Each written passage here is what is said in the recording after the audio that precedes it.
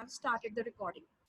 Okay, in this picture, you can see some local boats. They are bringing goods from ships in Madras, painted by William Simpson in 1867. That is 10 years after the revolt of the first War of Independence, that is in 1857. But before that, children, can you let me know which specific year the Queen of England gave the charter to East India Company to trade with India? Which year? I have given you some written work 1600. also. The Yes, early 17th century. early 17th century. But which 17th year? century. Which year, beta? Ma'am, 1600. 1600. 1600. Very Eight. true. In the year 1600, the East India Company acquired the charter to trade with India, and they came to India. They were the only sole company in England which was allowed to trade with East, which included not only India but China and other Southeast Asian countries also. Okay, and besides that, we also talked about how the British East India Company and the French East India Company and other East India Company and other companies which are trading in this region were in conflict with each other during those times. So can you let me know what was the reason? Why were they in conflict with each other? And because at that time India have a lot of wealth. Okay, India had a lot of wealth, and A they lot what of were they raw looking for? material. Ma'am, Yeah? raw material. Raw material. For raw material and for selling their finished goods. As you already know, by the 18th century, there was a rise in industrial revolution. So they wanted to start the initially they started their main purpose was commercialization. They came here mainly to trade, to sell their finished goods, because at that time mass production was happening in Europe. So they were looking for markets to sell their products. And on the other hand, they wanted to acquire raw material for building ships, for many other purposes, exotic spices, many other things were that they were finding here in India, which was not available in Europe. For example, Indian cotton was very popular because that kind of cotton was not there. Then Indian indigo cultivation was also encouraged during that time because it was only available in India it was only grown in India, and it had a huge demand. The Indian spices and Indian goods had a huge demand in Europe, and they were very, very costly when they used to sell them, and that led them to earn huge profits. So initially, the East India Company had the motive of trade and commerce with India, but eventually, what we have learned in the previous class, that they gradually started acquiring territories in India. We have seen in this activity, the map activity, how they gradually started acquiring territories in India. So can you tell me how did they begin that? This picture clearly shows you here there is a fort here. Yeah, when you look at this picture, there's a fortification done here. The ships are carrying goods. These laborers, they're carrying goods from the ships and they're taking to the fort. So how did they plan to start making their forts? Why did they start doing it? And first they build their factory Yes, very beside the good. bank of River Hooghly. Right. So why they needed the forts in the Indian territory was, if you have a fort, you need soldiers to protect your material. And when you have a fort, there were merchants who used to travel here. They started staying here only. They started minting coins also. In your previous class also, we discussed about some important trading towns like Masuli, Pattanam and Surat and Bombay, how these towns were more important for the British because they came here, they started minting their coins and they started their own currency also, and they had their raw material. They had to protect their raw material, and also the finished products that they were bringing from England, they had to sell those products. So they required some place to keep these things. Initially the idea was just to have these forts and protect their material, but gradually they became more greedy for the territory in India. So which were the three? Initially, it was started from Bengal when they acquired 3 villages in Bengal, and one of them was Kalikata, which is presently known as Kolkata. So Kalikata was earlier a village. Out of the 3 villages, it was one of the very important villages where the Britishers, they bribed some of the Mughal officials to acquire the zamindari or jagirdari of those regions initially. Okay, and after they acquired the zamindari, they acquired the territory, and so that they can build their forts there. And eventually this city became so prosperous that it became an important town, important city, a trading town. So initially it was only 3 villages, but later on what happened after the death of Aurangzeb was, which year did Aurangzeb die? Anybody? 1707. 1707. So in the year 1707, Aurangzeb died. Okay, and Yeah. just wait, I'm just changing the slide. Just give me one moment, children. I'm stopping the share screen so that I can resume again. Just give me 1 minute, children. Let me open it again.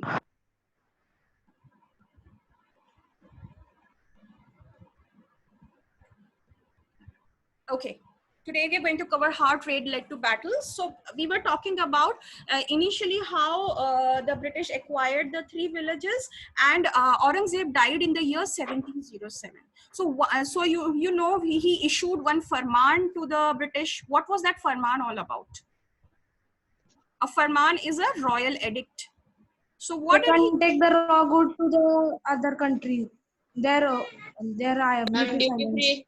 Duty free. Duty-free Export their trade. raw He material. allowed for duty-free trade. Earlier, when any of the foreign companies, they were coming here to India for any kind of trade, and if they're acquiring any raw material from here, or if they're selling, if you're bringing the finished goods into our territory, they had to pay some kind of a duty, some kind of a tax they had to pay to the Mughal emperor. But later on, they became this. They were able to convince and please the Mughal king Aurangzeb, who issued a farman that East India Company will not be required to pay any kind of taxes when they are bringing any goods inside India and when they are taking any raw material from India. So that was how they were able to convince the Mughal emperor. But after the death of Mughal emperor, what happened? You have studied that in previous class. What happened after the death of the Mughal emperor in 1707? And the governors which were appointed in the different areas They they declared announced that they themselves were independent. independent of the emperor. Very good. We have the in this particular map we can see so many different uh, territories of different nawabs. We have the Nawab of Bengal. Murshid Quli Khan was appointed by Aurangzeb himself, and after him it was Ali Vardi Khan, and then Sirajuddaulah. And with whom only with Sirajuddaulah only the British East India Company they were in conflict with each other, and that led to the Battle of Plassey. We'll come to that part. So now you can see the Maratha territory here. Ma'am, The 19th. ma'am, we can't see the screen. Yes, ma'am. Yes, The slide ma'am, is we not can't visible. see. Yes, ma'am. Okay, I'm sharing.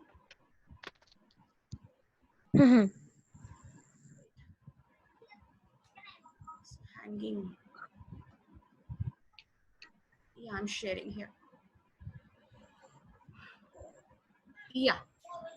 Okay, so here you can see Bengal, the Maratha Empire, the Rajputs, Awadh. Then you have in the south you have the Nizam of Hyderabad. Then you have Tipu Sultan and Hyder Ali in Mysore. Yeah, so all these kingdoms, they are the governors of all these areas. They declared themselves independent of the Mughal rule by the late 18th century, and eventually after the death of Aurangzeb they became more powerful.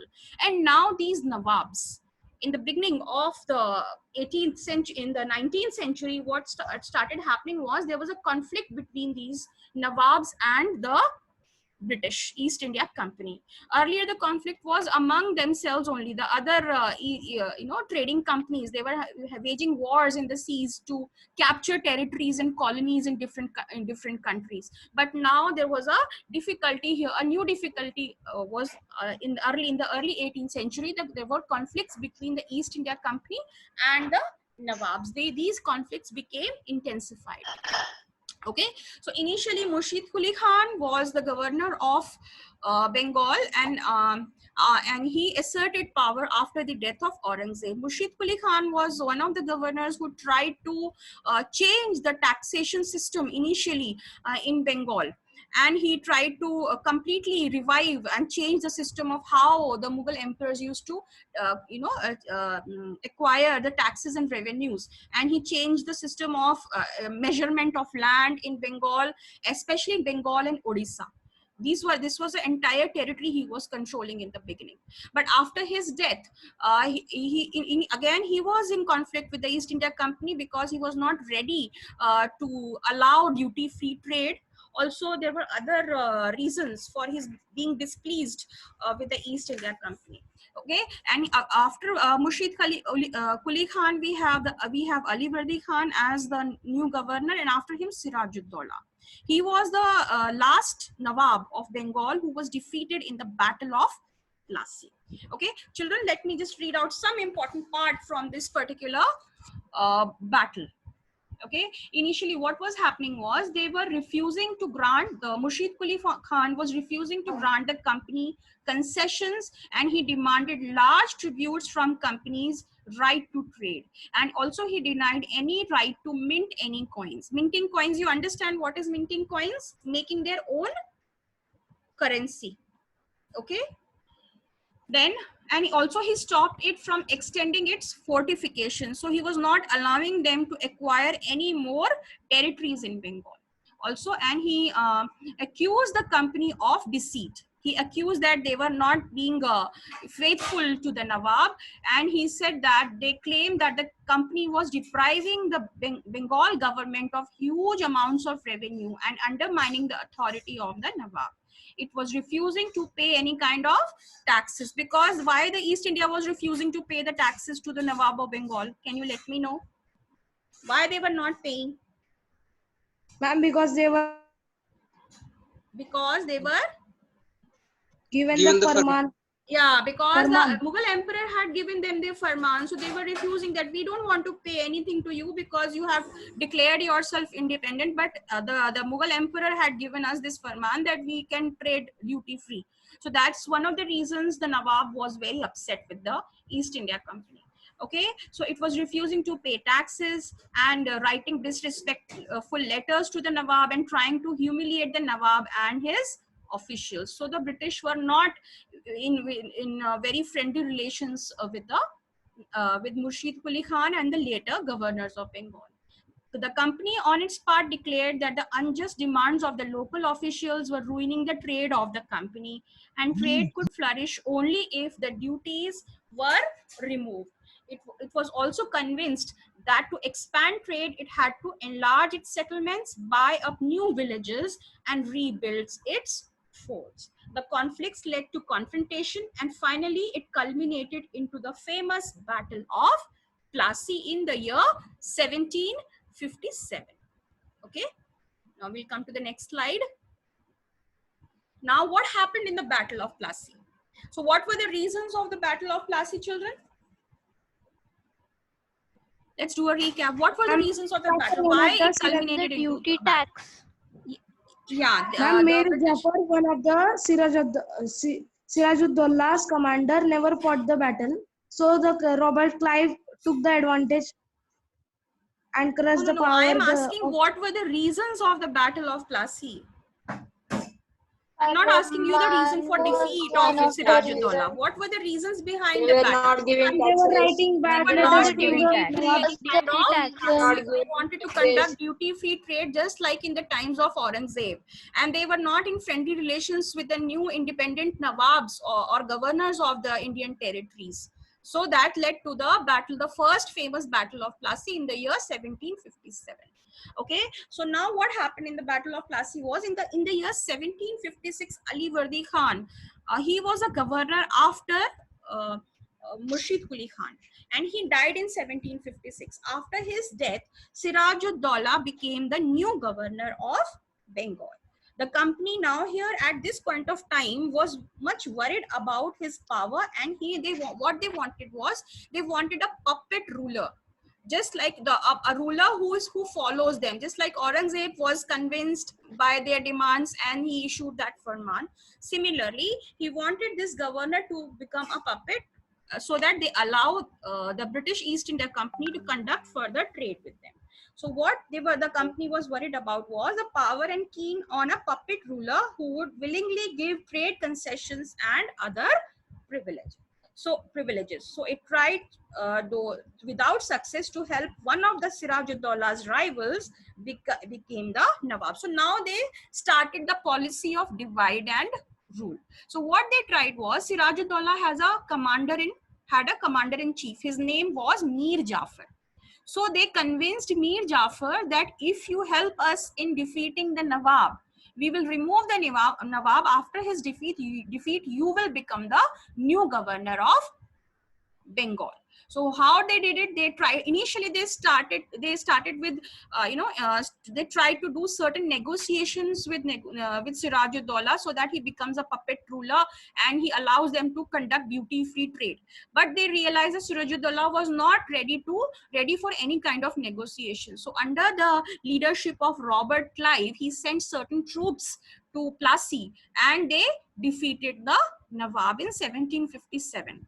What they did was they assassinated Sirajuddaulah, and then Mir Jafar, who was the earlier commander-in-chief of the Nawab, was made the new Nawab. So this is the series of events of the Battle of Plassey. Okay, so now what were the immediate events on that particular day? Do you know why it is known as the Battle of Plassey? Why it is known as the Battle of Plassey? Held in Plassey. It was held in Plassey. Plassey, actually, the name of the place Plassey has been derived from a flower, a tree, and its flower is known as the Palash flower, and from that the city has got its name Plassey. Okay, so because this battle was held in Plassey, that is why it is known as the Battle of Plassey. Okay, so now what were the immediate events? Let me read that out for you. After the negotiations failed, the Nawab marched with 30,000 soldiers to the East English factory at Qasim Bazar, captured the company officials, locked the warehouse, disarmed all Englishmen, and blockaded the English ships. Then he marched to Calcutta to establish control over the company's fort there. So who attacked first? Initially, it was the Nawab who attacked. He attacked the company fort in Qasim Bazar, and then later on he took his troops to Calcutta, where the negotiations happened. And after that, what happened? Mir Jafar helped the company, East India Company, and then after prolonged negotiations with the Nawab, he finally killed Sirajuddaulah, and Mir Jafar was made the new Nawab. This is how the events followed during this time. So one of the main reasons for the defeat of the Nawab was that the forces led by Mir Jafar, one of Sirajuddaullah's commander, never fought the battle. He was never a part of the battle, and he was deceitful to the Nawab, to his own Nawab. Okay, and Clive had managed to secure his support by promising to make him Nawab after crushing Sirajuddaulah. The Battle of Plassey became famous because it was the first major victory of the company won in India.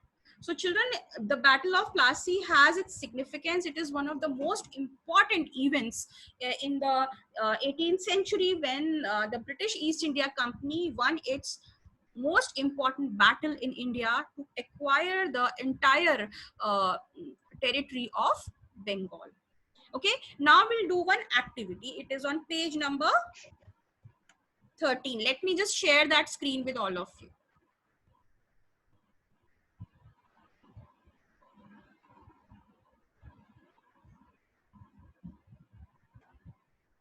I hope everybody is with me. We are not able to see the Ma'am, we are not able to see it. I'm going to share it. Wait.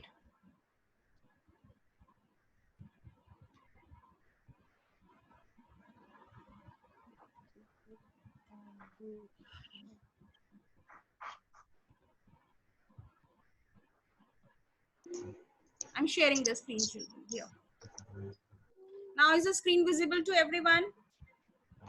Yes, ma'am. Yes, ma'am. Okay, now we'll quickly come to this particular activity. We have covered how trade led to battles and how the Nawab of Bengal was in conflict with the East India Company. Here's a picture of Robert Clive here, who sent the troops to Calcutta. Okay. Here we have done this activity. Did you know how Plassey got its name?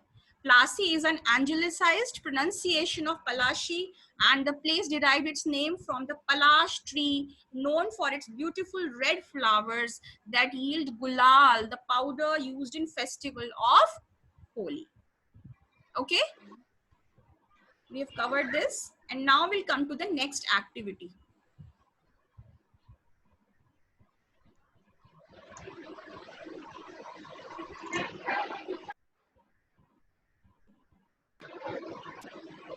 Here's another figure 5, the General Courtroom, East India House, Leadenhall Street. The Court of Proprietors of the East India Company had their meetings in the East India House on Leadenhall Street in London. This is a picture of one of their meetings in progress.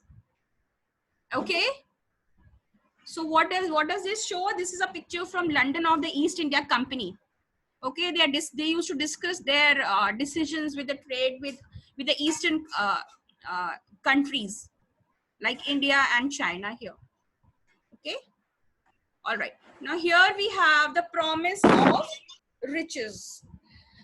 The territorial ambitions of mercantile East India Company were viewed with distrust and doubt in England. After the Battle of Plassey, Robert Clive wrote to William Pitt, one of the principal secretaries of the state, to the English monarch on 7th January 1759 from Calcutta.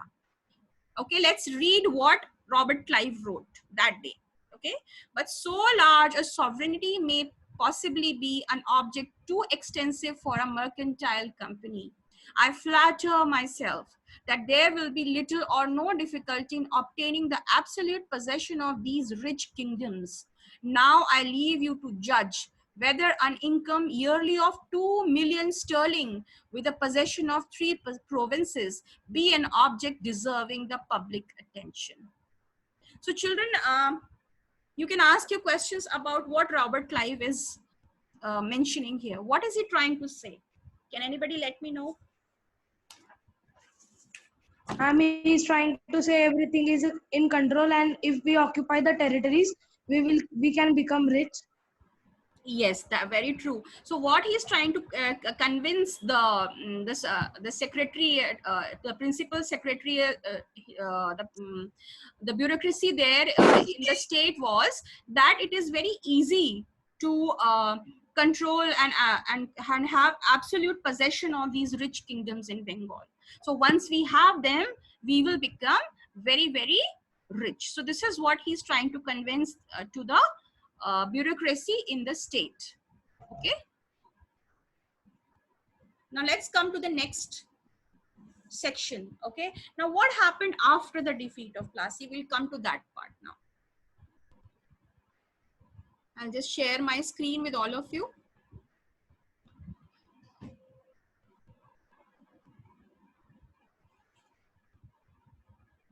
Just give me a minute.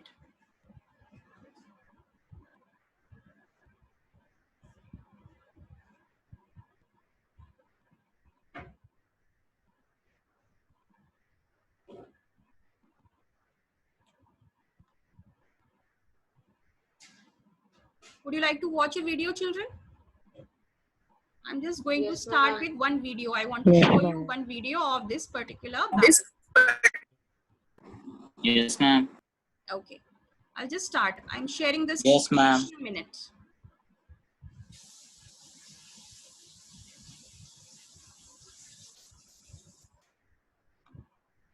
It's opening.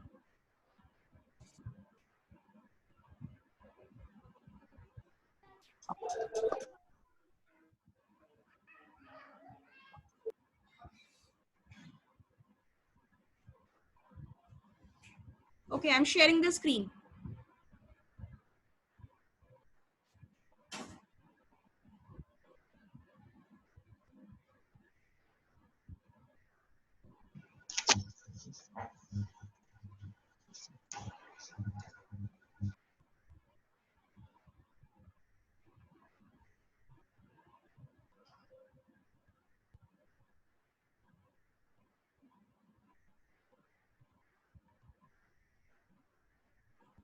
In this module, you will learn how the trade in India led to battles. The Battle of Plassey, fought in 1757, was the first major victory for the East India Company and marked the start of its rule in India. But the company never wished to rule India. All it wanted was to trade with Are you able to hear? India. Yes, ma'am. Yes, ma'am.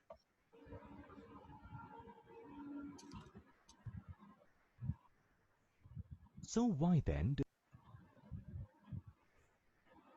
did the trade lead to battles? To understand this, let's go back to the time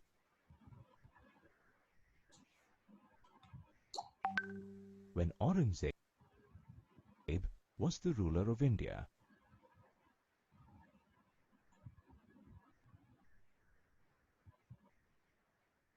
Aurangzeb was a powerful Mughal ruler and had even granted the company the right to trade duty-free. However,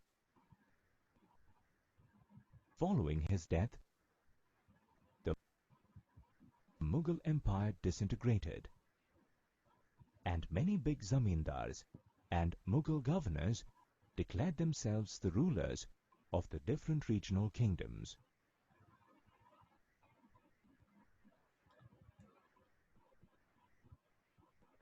In Bengal, strong Nawabs like Murshid Quli Khan, Ali Vardi Khan, and Siraj-ud-Dawla came to power one after another. But what the company wanted was puppet rulers who would agree to all its demands, and this was not going to be easy.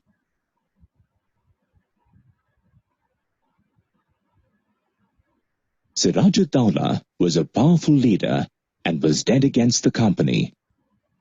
Please remember Understanding the images, children. situation, the company tried to make one of Siraj-ud-Dawla's rivals, the Nawab of Bengal. This infuriated Siraj-ud-Dawla and led to him capturing the English factory at Qasim Bazar, followed by the fort at Calcutta. The company, enraged with this, retaliated by waging a war against Siraj-ud-Dawla at Plassey in 1757 under the command of Robert Clive. Siraj-ud-Dawla was defeated and later assassinated. This was the company's first major victory in India. Now the company appointed Mir Jafar as the Nawab of Bengal. It was Mir Jafar who had betrayed Siraj-ud-Dawla and helped the company to win the Battle of Plassey. The company, however, was still unwilling to take over the control of the administration. Why? Why do you think the company was still uncomfortable in taking complete control of the administration of Bengal? So this is what happened after the Battle of Plassey. It occurred in 1757 after Mir Jafar became the Nawab of Bengal. But here, company was still reluctant to govern and administer the Kingdom of Bengal. The main reason was they were not very much aware about how to do administration, and it's earlier their main objective was just to trade and just to protect their raw material and sell their products. But now administration means it's far more difficult, controlling the territories. Then you need soldiers to control all that. So it was more comfortable with a puppet ruler. But now when they have no ruler, what they did, they tried to convince Mir Jafar to become the Nawab and act as a puppet ruler. But now eventually what happened was, even Mir Jafar was in conflict. He came into conflict with the East India Company, and finally the East India Company had to dispose of Mir Jafar also. So after Mir Jafar they made another governor, Mir Qasim. Okay, and when Mir Qasim also complained, he was again, another battle was fought. So that battle was fought in the year 1764. It was known as the Battle of Buxar. So what happened at that particular time? Mir Jafar was driven out of Bengal, and again Mir Jafar was reinstalled. Okay, Mir Qasim was at that time Mir Jafar was alive. So again Mir Jafar became the Nawab of Bengal, and the Nawab had to pay 5 lakh every month, rupees 5 lakh every month. But the company wanted more money to finance its war and meet the demands of trade and its other expenses.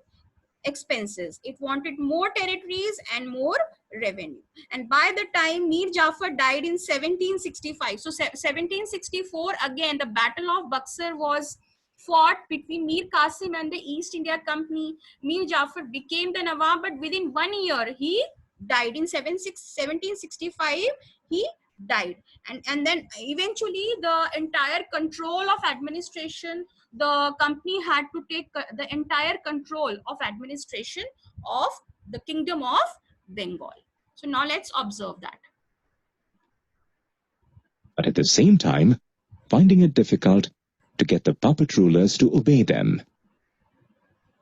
So, when Mir Jafar protested, he was deposed, and Mir Qasim was made the Nawab.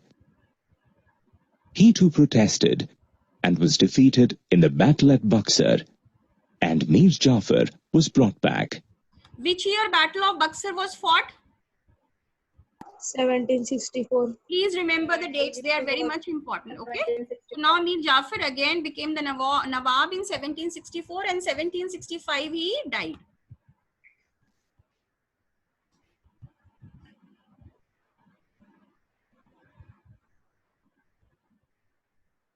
Finally, in 1765, after the death of Mir Jafar, the company steered towards becoming Nawabs themselves. Did you know?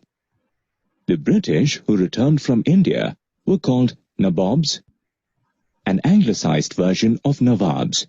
Okay, so they started calling themselves Nawabs. Robert Clive himself, he declared that now we must indeed become the Nawabs ourselves of the Kingdom of Bengal. So after the death of Mir Jafar, they themselves became the Nawab of Bengal. So you can see this in this picture here.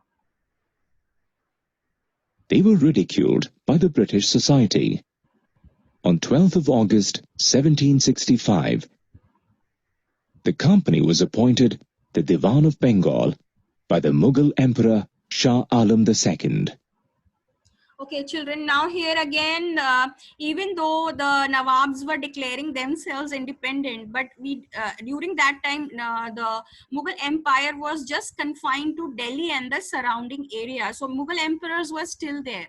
So Shah Alam too was the emperor during that time, which year? In 1765.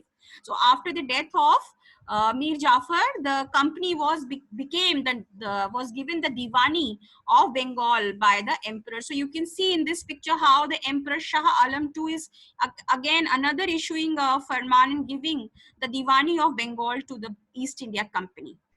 I hope this is clear to everyone. Any doubt here? I'm going a little slow, children, because many times you get confused with these two, the entire story of these two battles. A Diwan had the power to administer territories under its control and collect revenues. This could comfortably finance the company's trade expenses. Please remember the date, 12th August 1765. The original Nawabs of Bengal were forced to part with their land and give huge sums of money to the company officials. This is how the British slowly but steadily spread their control over India, and eventually, in the name of trade, had the entire India under their control. You have now reached the end of the module on how trade led to battles. In this module, you learnt that after the death of Aurangzeb, the Mughal Empire disintegrated and strong Nawabs came to power one after another. The Battle of Plassey, fought in 1757, was the first major victory for the company and marked the start of its rule in India. On 12th of August 1765, the company... Okay, so these are the Battle of Plassey and Buxar we have completed today. Okay, so we'll continue with the next section on company, how the company officials became even further more rich when they became the Nawabs when they acquired the Diwani of